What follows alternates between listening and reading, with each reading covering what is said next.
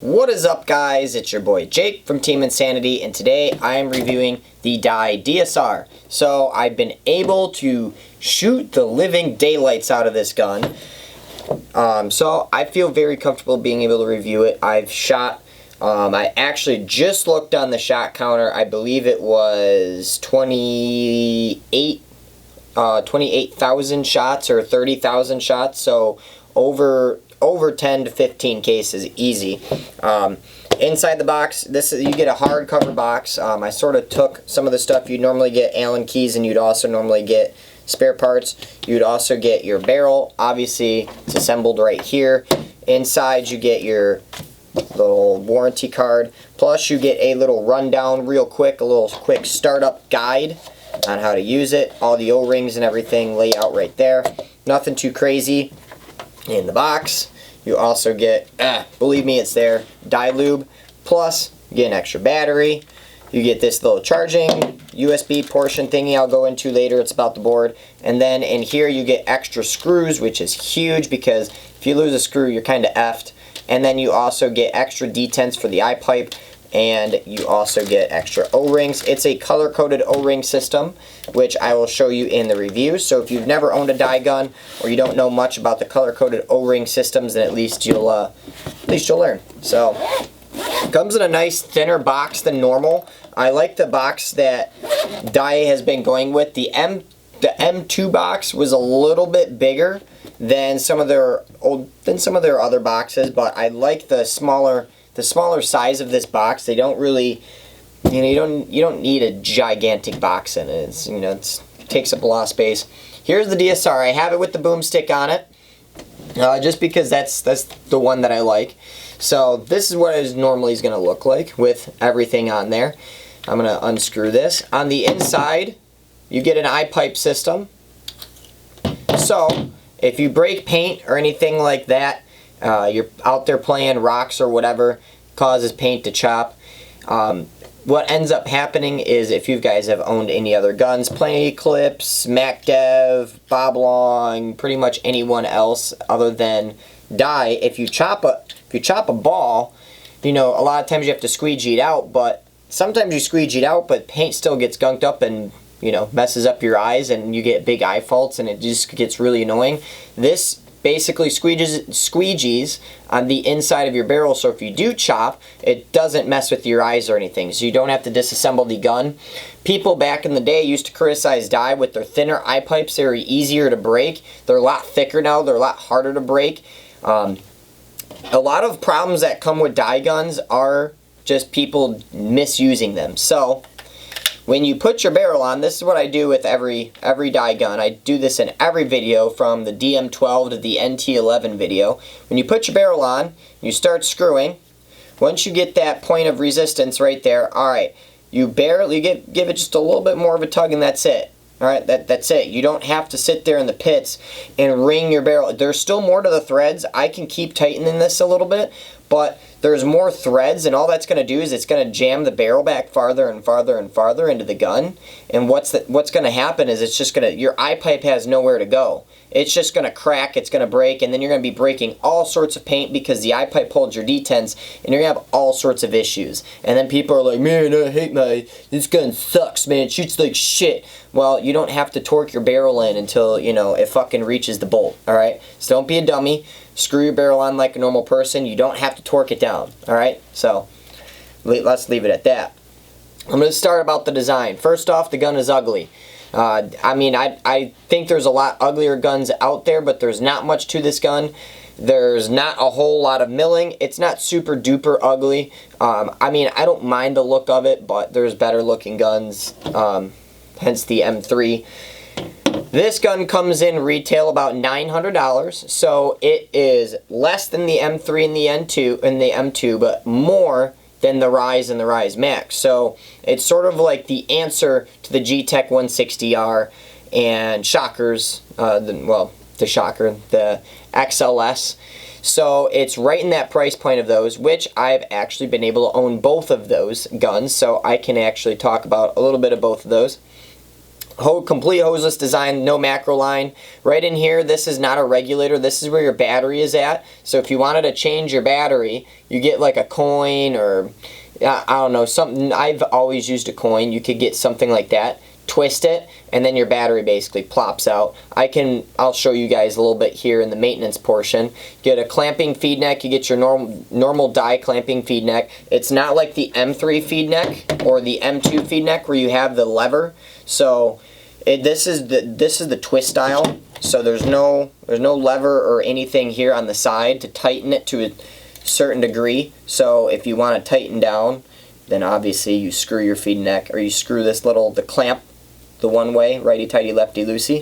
And then if you want to unscrew it for, but I haven't had any issues with it. Some people don't like it. Some people like having this little knob, this little wheel. I like having the wheel. It seems easier, but I don't know, it takes an extra 2 seconds to figure out how to use this one. Really not that big of a deal. Now, the thing is that with this gun that I've noticed is that it's a little bit smaller of a design. It has like a little bump right here for your thumb, and I think that fits perfectly. I really do. Normally I wrap my thumb around my barrel like this, but it fits my hands perfectly. I'm a smaller dude, alright? So if you're a bigger man, if you're not a little child like me, I always say on the videos that I'm a smaller dude, alright? I'm like 5'7", 5'6", 5'7", well, Nick is 5'7", so I'm like 5'7", 5'6". So I'm not super big, I'm not super tall or anything like that. I have smaller hands, and this gun I can use pretty perfectly. It fits really nice in the hands, but I could definitely tell if I had bigger hands or I was taller, if I was like 6 foot, 300 pounds, I would definitely have an issue if I had some grizzly paws trying to get this to be comfortable if I'm trying to slip my thumb in there, because it's the trigger frame is so close to the battery, to this little battery portion right here. I can't call it the regulator because it's not the reg. So if you're a bigger guy and you don't know if it's going to work for you, I would say just at least hold one. I've seen bigger guys use it, and then I've seen some bigger guys just say that they hate it because of how smaller it is. In that case, you'd upgrade to the higher one that is more spaced out, to the higher grade gun. I like the ultralight grip frames. This is where the regulator is placed on the inside of the grip frame. If you need to adjust your velocity, it's down here at the bottom of the gun, or bottom of the ASA. Again, very, very easy to use, not super duper hard. The grips on this is super comfortable, and my favorite thing about die is that they have like, I guess the way to describe it for people that have never seen it, like it's almost like an hourglass figure. It starts off a little bit thicker, and it gets thinner, and it goes back into the gun. So where you're actually holding the gun, it's not super fat. It's fatter down below where you're not going to really be able to feel it for the regulator, the battery, the board, all that good stuff. But up front, it's nice and a thin design. That's the one thing that I hate about some of the newer Plain Eclipse guns. The CS1, the CS 1.5, all that. They're thicker. They're fatter. I don't like that. I wish they were at the original Geos. That's why I like my Bob Longs. They're thinner. There's not much to the grips. That's why I like my die guns. The Vanquishes. I like the Vanquishes because they're thin, they're skinny, that kind of stuff. I like that. You get this nice hourglass shape where it's super easy to fit into your hands. The trigger's super nice. I mean, it's a $900 gun. I really can't say anything bad about the trigger. I like the trigger. There's not much to it. You can adjust it to how you want it to feel, but it's not, you can't really say anything bad about the trigger. At least I can't. I haven't found anything to really complain about with the trigger. If you really don't like the trigger, I mean, you can buy an aftermarket one. I wouldn't say that's like I don't know. I haven't seen an issue with it. I've read a few things online on PB Nation where some people are like, wow, I really hate the trigger, but it's all personal preference. And again, if you're a bigger guy and it is harder to fit in your hands, it is going to be, some people have complained that it is a little bit harder to get on the trigger a little bit, but that's because you're bigger. It's a smaller gun. It happens. The bolt, there is no LPR on this gun at all. To get the bolt out, you have to push this button. It's easier if I do it when my hands are not sweaty. Push the button, and it basically slides out just like that. There's nothing else. There's no like zigzag or anything. You push the button and you pull. That's basically it. There's a little ridge back here, so you can get a hold of it. My hands are super sweaty, and I just lubed up another gun, and they're all sorts of lubed. and I can still get it out. If you're out at the field, you're greasy, you're sweaty, you can still get your bolt out.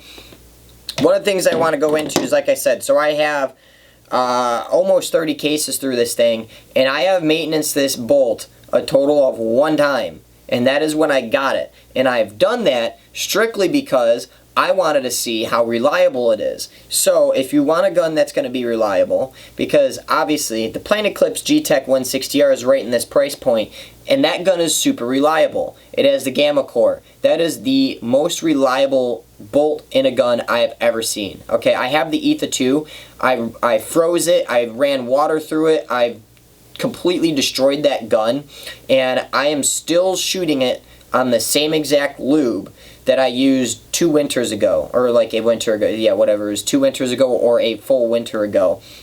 And it's still shooting. I haven't touched the ETH at all. I let it get the shit beat out of it, and I just keep using it. I don't maintenance it. Same thing, it's the same exact bolt in the Gtek 160R. So I was just like, huh, I wonder. So I haven't lubed this gun at all. I haven't touched it. Today is going to be the first day you're going to see what it's actually going to look like. Well, all of that, I can already tell it's looking all sorts of nasty. So it's a very simple bolt design. I'll show you more up close when I bring the camera in. Which I think it's almost time to do the maintenance, but overall, the design of this gun, I have to say, I really like it. For me, it's super comfortable. It fits super nice in the hands, and for me, it feels really well. Like I said, if you're a bigger guy, I would say probably you're going to want to get it into your hands. You don't have to be, super big. I mean, whatever, but I can definitely see issues if you do have a bigger size thumb, because like I said, I've got baby paws, that you're going to see issues fitting it in here. This is the M3, and I don't have those issues. I have a lot more room on the M3, and I don't feel it rubbing as much on the trigger frame. The one thing that I have to say that I notice on the DSR versus the M3, and one thing that I really like about Dye is that they always think of like every little thing. I don't know what it is. I don't know if it's Billy Wing or whatever. But the trigger frame, it's not rounded. Okay? It's cut aluminum. It's cut in square sections. Okay? So when it's in your hand, you feel it a little bit more than when you would like an M3. Okay? Because the M3 and the M2 and the higher Dye series guns, they're more rounded. Okay, so they're not like a cut into a square, so when you're switching between hands, it's a lot more seamless. With the DSR, you can tell I wouldn't say that it's harder, but there's more resistance switching because I feel that ridge. I feel everything moving on that little ridge. I feel my thumb gliding up against that when I have my thumb in there. Where on the M3 and the M2, you don't get that because the aluminum and plus how the trigger frame wraps in a little bit. It's a little bit farther away, but I don't know, it's different. You can tell the difference when you get this gun in your hand. So that's one of the things that I noticed was going to this gun. When I started feeling it, I was like, okay, it almost feels like it's not finished on the trigger frame portion of it. But again, it's not the $1,600 Dye M3, okay? That's not what this gun is supposed to be. That's one of the only things I complain about this gun with the ergonomics about it. Other than that, the gun feels absolutely fantastic. I love the overall feel of it, but for people that say that it sort of feels weird in this front section, that is what I think I'm feeling, is that it's just how they cut this trigger frame and it doesn't move in as far. I don't know. That's just what I've noticed. So what I'm going to do is also, again, it's your typical higher end, I can't say high end, but your higher end gun on-off ASA as well. So again, you also get a nice light up board. It is the OLED version of it. Very easy to customize. You don't necessarily need the Dye M3 or the M2 board. This is like playing a video game. You can still do all your you can customize everything super easy. I honestly think that it's almost easier to program than the M3. To go in and program the M3, there's so many different modes for you to pick from. I find it's more simple than programming the M2 or the M3. Even though there's a lot more you can do on that board, there's a lot less for you to tinker around with, which some people like. I personally like. When I go to program my board, when I program at 10.2 or 10.5 balls per second, PSP or Millennium, that's it. I don't want to have to go through every single goddamn option on the board. All right, I don't want to go through that. So it's super easy to program the board. Let's bring the camera in, and I'm going to do the maintenance on it and show you the bolt up close and personal. All right, so here's the Dsr Toolless Disassembly, and you need nothing to do any sort of maintenance to this gun. You need no tools, anything like that, so I have no tools. The only thing I have is lube as of right now. Again, adjust the velocity on that screw down there. The one thing that I can notice that I would think of possibly changing about this gun, I don't know if you can hear that. It's not the ASA, it's the battery on the inside. Just sort of wiggles a little bit. So it almost feels like the gun, like this, it almost feels like this top, I'll just call it the regulator. It almost feels like this top little regulator piece is gonna fall off. But it's not. It's the battery moving on the inside of there. So you can kind of hear it a little bit. That's one thing that I could think of. I was thinking about like taking a piece of paper and folding it a few times and slipping it in there to make it stop moving. I don't notice it when I'm playing, but like when I'm walking or when I pass it off to someone, they kind of feel it and they're like, oh, your gun's kind of fucked up. And I'm just like, no, it's not. It's just the battery moving on the inside. So again, like I said, I have not done anything to this bolt since I bought it. So this is it right here. This is you're gonna see, I'll get it the more white side right here. So this is the bolt. This is how easy it is to take this bolt apart. Just unscrew this, that comes off. You'll actually want to take this O-ring off, and I'm going to take off the lube so it's easier to take off the O-ring.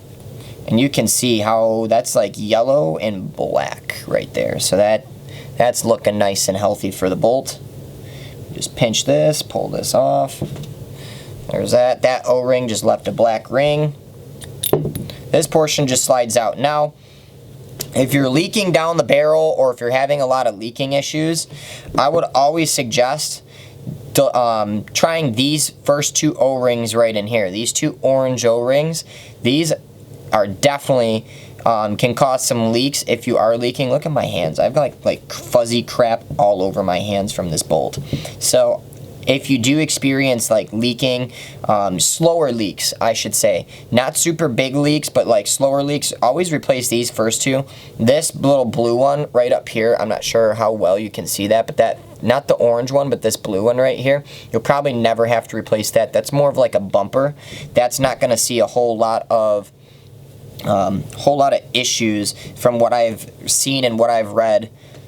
But you know, I read it on the internet, so don't quote me on everything. I'm just going off of what a lot of people have found.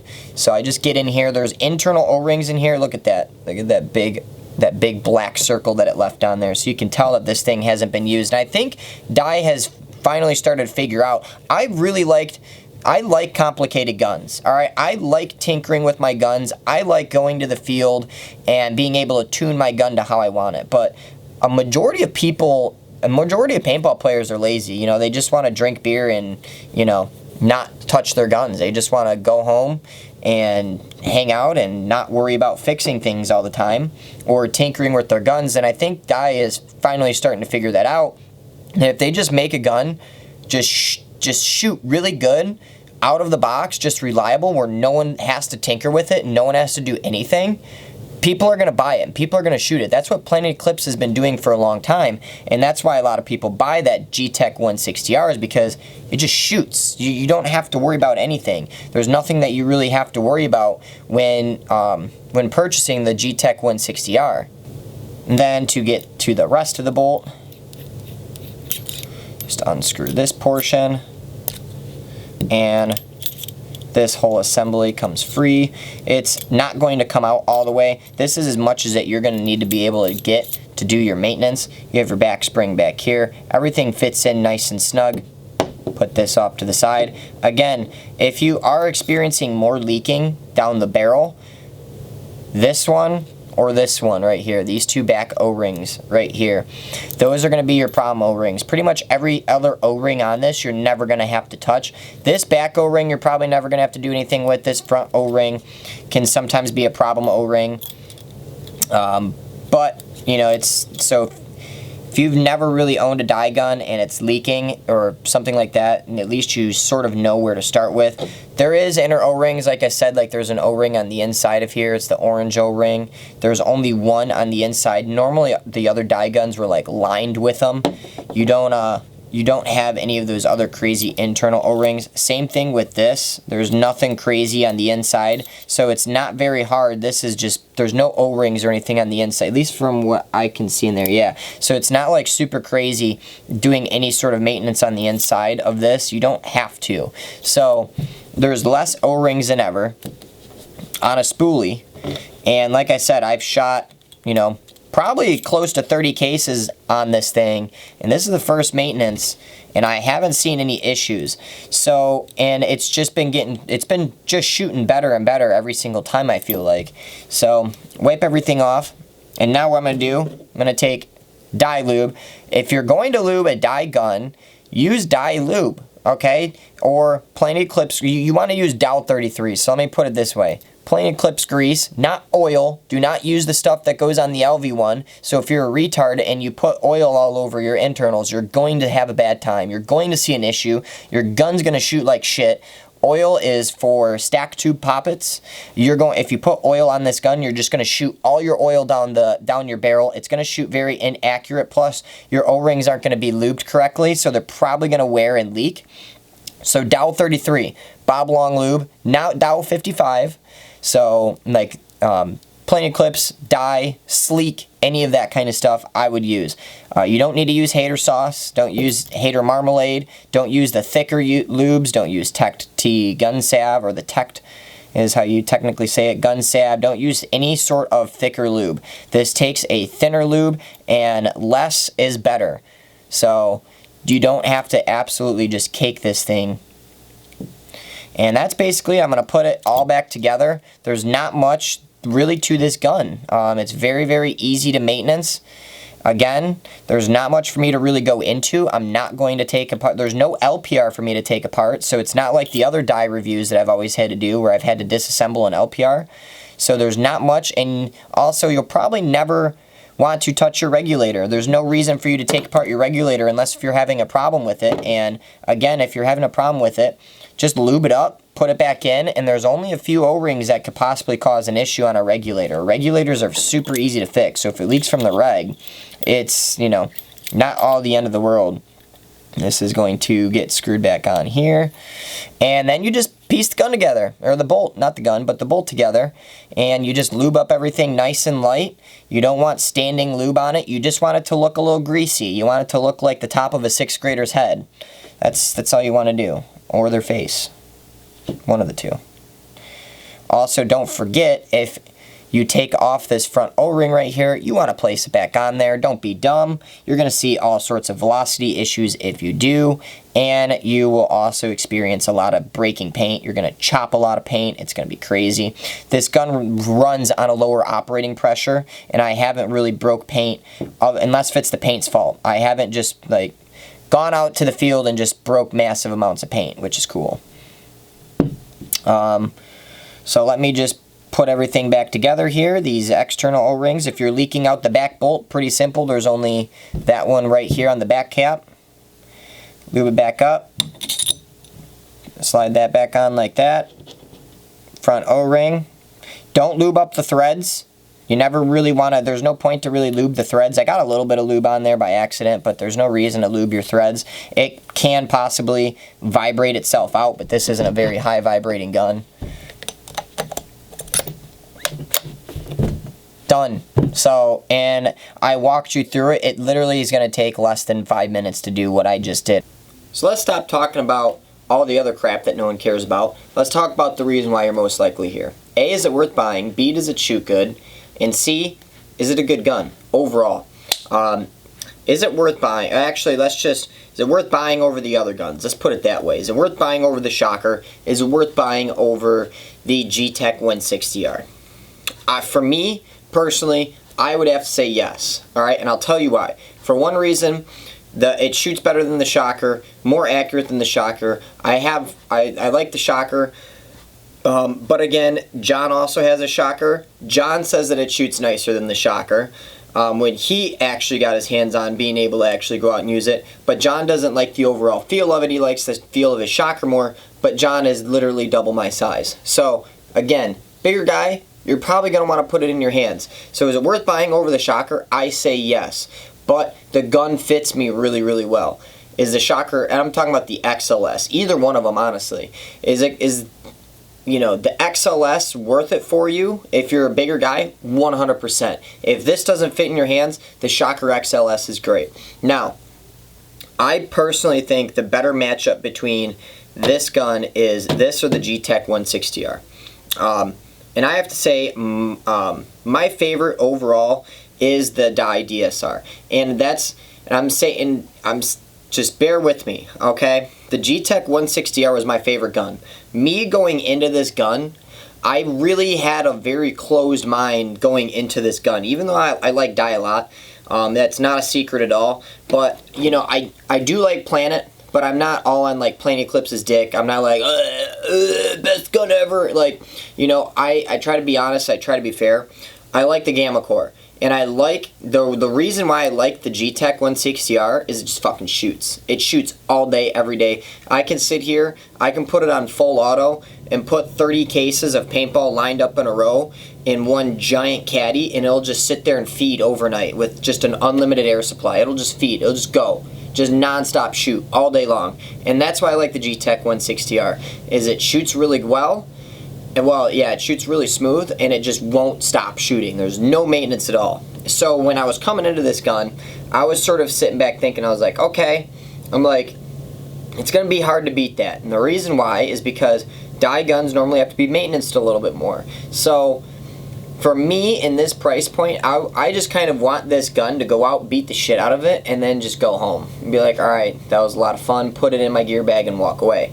That's what I've been doing with this gun, and I'm super surprised by A, how well it shoots, and B, the very low maintenance that it so far has taken me. So the reason why I would pick this over the 160R is I like the shot feel of the Geos a lot more. I don't like the Gamma Core all too much. I like the Gamma Core, I really do, but I like the overall feel of how the Geo, like the 3.5. Best, my most favorite shooting plain clips gun that has ever came out on the market. This reminds me just like it. It has a very flat shot, it's smooth, and it's quiet. That's what I really, really like about it. It almost reminds me of just like how the Geo 3.5 shoots, but it's smoother. Quieter, I would say it's about the same.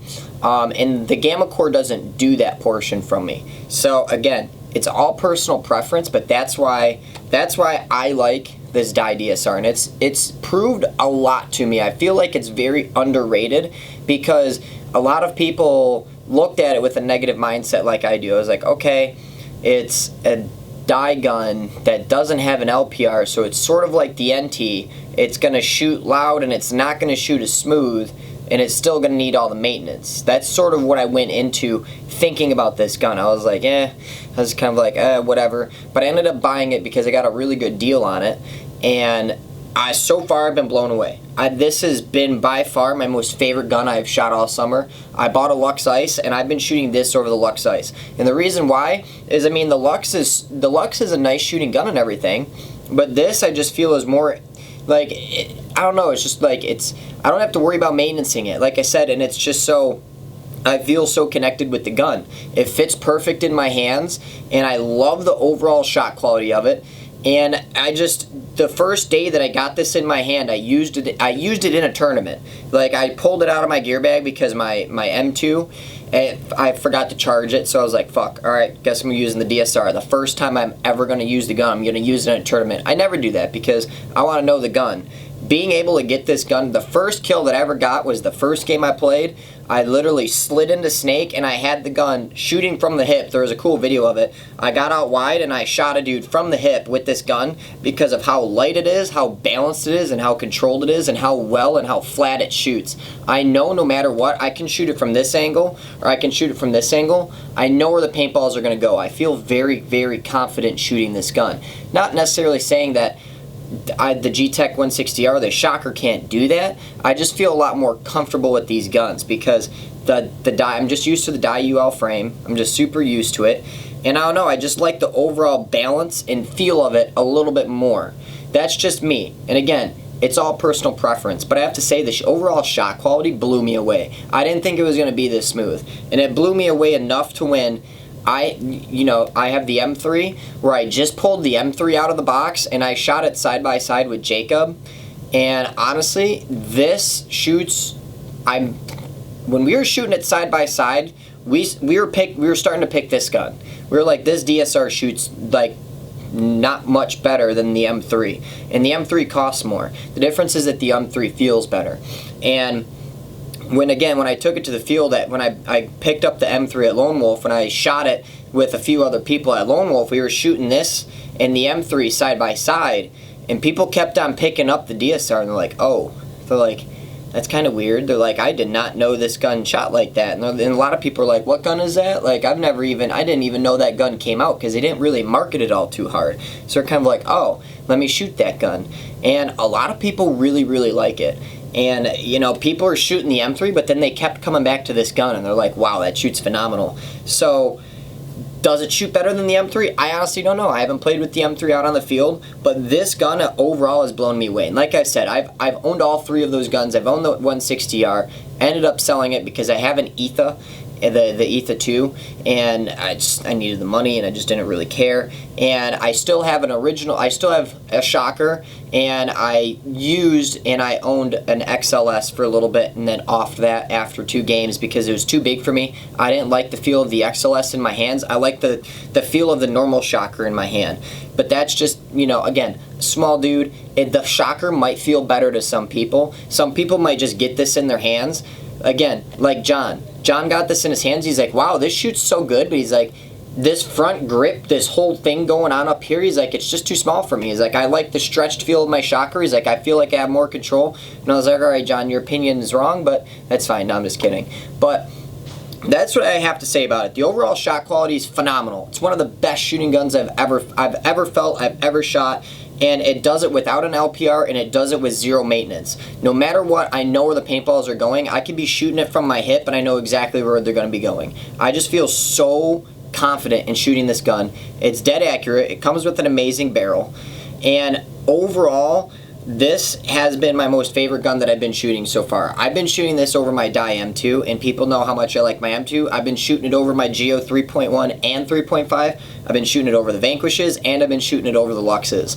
I've shot it over every high-end gun ever, and that's saying a lot. And this just has really blown me away. So is it worth buying? If you're on the fence, yes. I 100% think that you should buy it. If you're ever at the field near me, if you're ever playing at Lone Wolf or whatever, normally I have this gun in my gear bag. If you guys want, come up and ask me. Normally I have my shocker with me too. You can try out both guns. I don't even care. I'm not lying. Just get one of these in your hands and shoot it, because it will blow you away. And like I said, we've shot it side by side with the M3.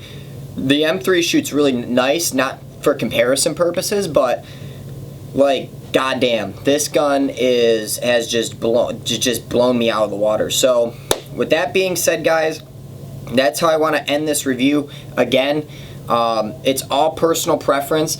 I might like this over the shocker or the Gtek. I challenge you guys to try them, own all of them if you can. Buy, sell, trade. That's 100% what I would do in this situation if you're unsure.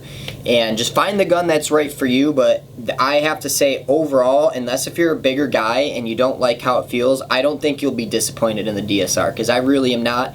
And I came into it with a very negative, closed mind, and it really has changed me a lot. So that's where I'm leaving it, to the ugly DSR. Also, the grips feel great on it too. Do some more milling to it next time. Other than that, if you guys have any other questions, hit us up on Facebook, and link is in the description for that, and that's it. Peace.